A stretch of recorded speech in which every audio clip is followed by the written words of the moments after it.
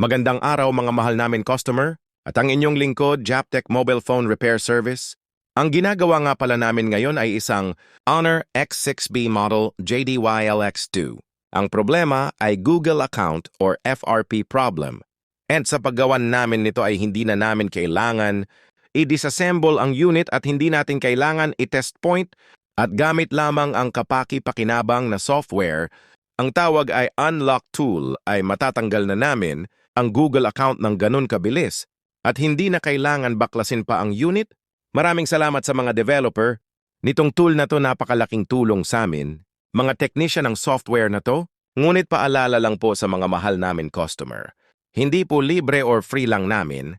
Nakukuha ang mga tools or software na ginagamit namin.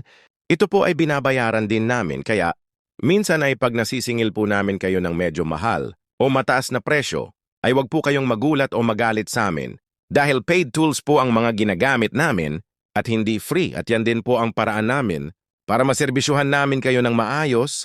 Sa mga mahal po namin customer, isa lang po ang solution. Pag ayaw nyo po masingil ng mahal na presyo, wag po kayo bumili ng mga mamahalin na cellphone para pag nagkaproblema po ang cellphone, niyo ay hindi kayo masisingil o magastosan sa pagpapagawa ng mahal at dito nga nakita nyo isang click lang ay natanggal agad ang FRP o Google account na problema ng cellphone. Ganun lang kabilis at ganun lang kadali, di ba?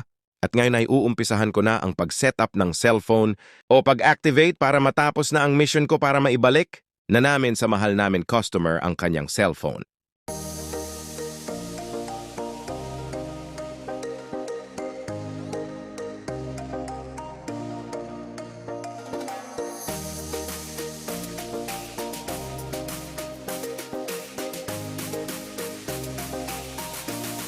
At ayan, okay na ang cellphone ni customer. Sa mga mahal namin customer, maron lang po kaming konting healing. Baka po pwede nyo kami ma-follow sa aming TikTok at pa-subscribe sa aming YouTube channel. Maraming salamat po.